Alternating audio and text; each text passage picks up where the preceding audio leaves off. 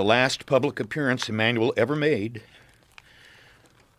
was my wedding in September of 2012. And that night, the wedding was at our house in Del Mar, California, and that night his girlfriend came to me and said, "We have to leave early. Emanuel's having stomach pains." He was in oncology by the next week. He was gone by 3 weeks later. So, very touching to me and, deeply symbolic of my love for him, and thus the Kronk Cat.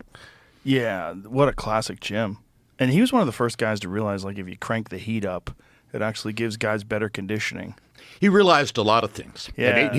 Emanuel was a genius in a lot of ways. And there were a lot of sort of time-honored rules and techniques in boxing that he quietly upended. Yes. Because he was more advanced in his point of view and thought process. And then everybody else sort of followed his lead. Once they understood what he was doing. Once Yeah. if you saw the McCrorys and Tommy and those guys, why wouldn't you imitate, right? Right, exactly. Yeah, no, he was... And he did it at both the amateur and pro level, too, so... And he was always fantastic, too, as a commentator, because he would give insight that you're really not going to get from someone that's not, like, with these fighters day in, day out through an entire camp. He really understood But we need to things. consider the privilege I had, and the expert commentators I work with, starting with Ray. Yes. That's one perspective. Then gravitating through George Foreman and Roy Jones. Emanuel's in there, and Yes. to me, he was the best. I agree with you. The public responded more to Roy and Ray, Of course. Famous guys. because of their stardom, Yes. et cetera. But And they were really good, too.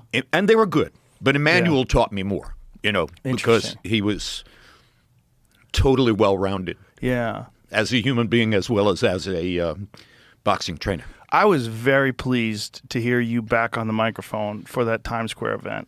Thank you. Because it had been so long. 6+ years. God, I was like, that's crazy. It didn't make any sense. You were the best in the business. HBO was the best in the business. And when they stepped away from boxing, I was really heartbroken. Well, if you look at what happened, we go from a situation where the television networks have the authority and the self-belief to choose the commentators the way they want to. Yeah. Then you get into a more subdivided and widely disparate marketplace, and now the star promoters have a great deal more influence than you would have thought before. And now the star promoters start getting involved in influencing who's on the air. So PBC, Mayweather was never a fan. I mean, we got along, but he What was the famous thing with Larry? Well, Larry and I Merchant. guess he associated me with Larry, which makes all the Unfortunately. sense in the world. Kind of, but you weren't nearly as critical.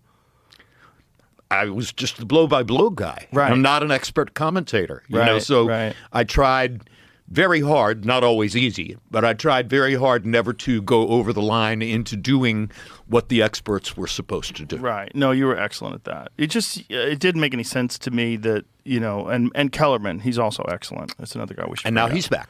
Yes. It's nice. And Andre Ward is another excellent guy.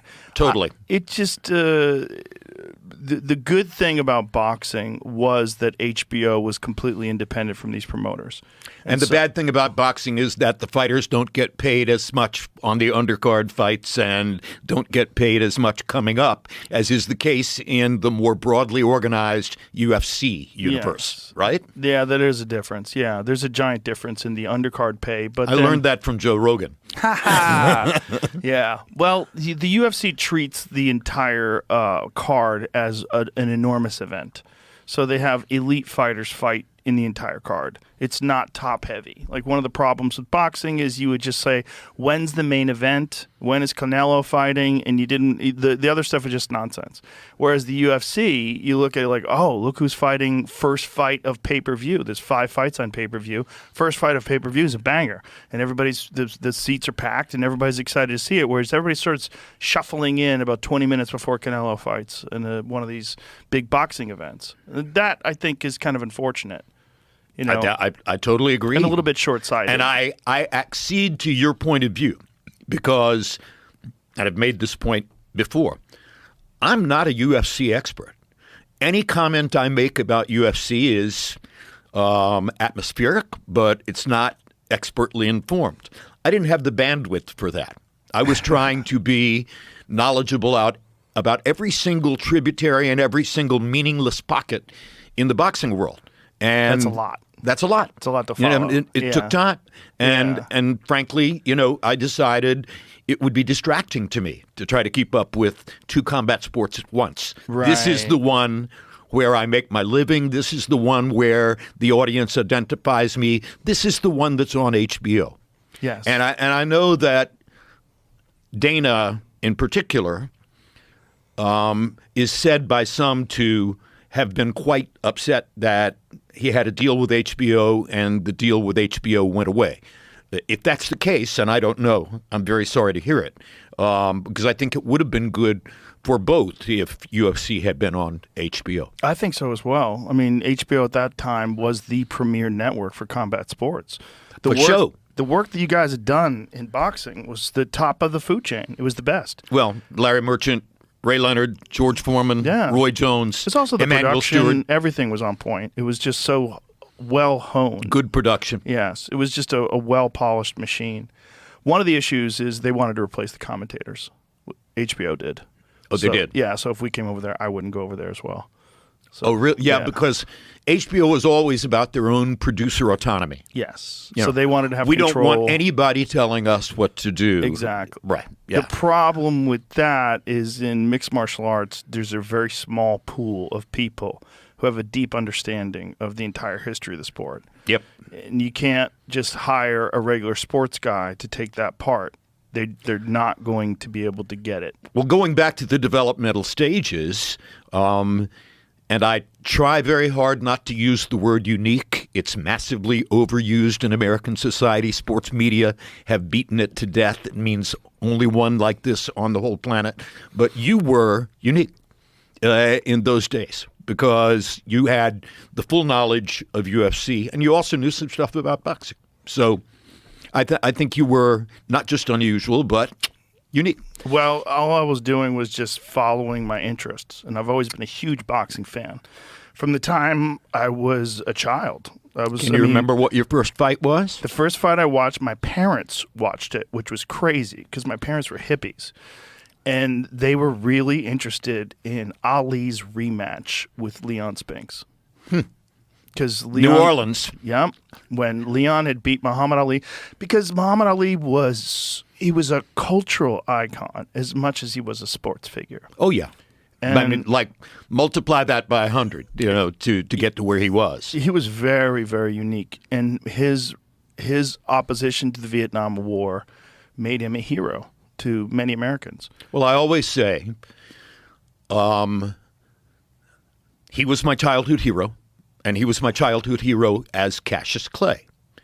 The very first live prize fight I ever attended was Cassius Clay versus Sonny Liston, February 25, 1964, in Miami Beach. Oh, you were there for the first fight. I saved lawn mowing and car washing money for months to buy a ticket that in my memory was $100, but I don't really know for sure what the cost of that ticket was. I didn't save it. It would be worth millions now. And my mother took me over from our crappy Southwest Miami tract house rental and dropped me off at the Miami Beach Convention Center, and then came and picked me up afterward. And I went in alone. And that was the first live. How old were you? I was 14. 14. It was the first live prize fight I had ever attended. It was all about my hero worship for Cassius Clay. Yeah. 2 days later, he stands on Brickell Avenue in Miami and tells two reporters that he's a follower of the Nation of Islam, and now his name is Muhammad Ali. And I'm in shock, okay?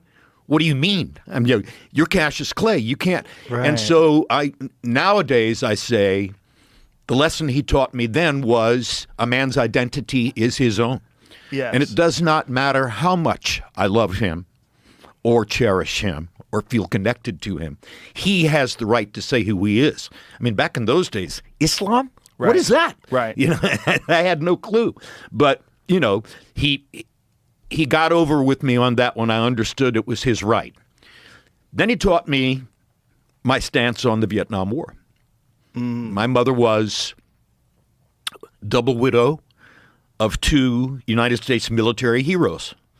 I grew up with a basement filled to the gills with memorabilia from their tours of duty as B-20, B-17, B-24, and B-29 pilots in World War II. So there was nationalistic and patriotic material all over my household. Wow. And when Ali said what he said about about Vietnam, that moved the meter for me in that regard. And I understood. And eventually my mother said, "You'll go to Canada before I'll ever allow you to accede to being drafted into the Army and going to Vietnam," because her thought was that it was a pointless war. Yeah, and she was correct. Yeah. She was right. Yeah, and they took 3 years of his prime. That's what's crazy. I always point to the Cleveland Big Cat Williams fight. That was his best. Yes. You're totally right. That was his number one performance, and he was never 100% the same after that. But he still had his mind. Yes, but he didn't train for 3 years. That's part of the problem. Of course. And, you know, at 30 years old, in that day and age, it was just a different world. Like, you don't train for 3 years. Not as much knowledge of nutrition. Right. Not as much knowledge of training techniques, Yeah. you know. The old-fashioned stuff in Deer Lake, Pennsylvania, not the same as now. No hyperbaric chamber, Right, et cetera, et cetera. Yeah, it's just they just robbed him. They robbed us too, because he came back and he's a different fighter then. He was much more easy to hit, and he became, he relied on his chin more, and he didn't have the fleet of foot movement that he had before then. But he found a way to rise to the top Yes, again. he did. Well, Yeah. the championship mind was always there. That's But God, 100% correct. But as a fan of boxing, it drives me crazy. Because you imagine what we could have seen in those 3 years if Ali had never been robbed, never took his title away, and allowed him to fight all those guys like Joe Frazier, George Foreman, all those guys with keeping the same skills that he had when he was younger. But, and I think you're 100% correct, Joe. But isn't it, in a perverse way, a part of his mystique? Yes. The fact that he was able to come back from those 3.5 years off, the fact that he was able to rise to the top again, the fact that he was able to beat Foreman the way he beat Foreman, and beat Frazier in the third fight in the kind of fight you would never have imagined him being in. Right. All these things combine to create the unique mystique of Muhammad Ali. Oh, for sure. Yeah. And then also the tragic ending, the staying in too long and too many beatings, the seeing him at the end of his life was just so horrible, and we all know that was trauma induced. We all know that. And it was just sad to see. We haven't seen that yet in MMA, right? No, not quite. But you're seeing some damage. You're seeing some guys that are really struggling. They're not as public, so you're not seeing it from a George St. Pierre or someone like that. George is one of the very unique former champions who has all of his wits, his faculties, retired as champion, very healthy. Roy Jones.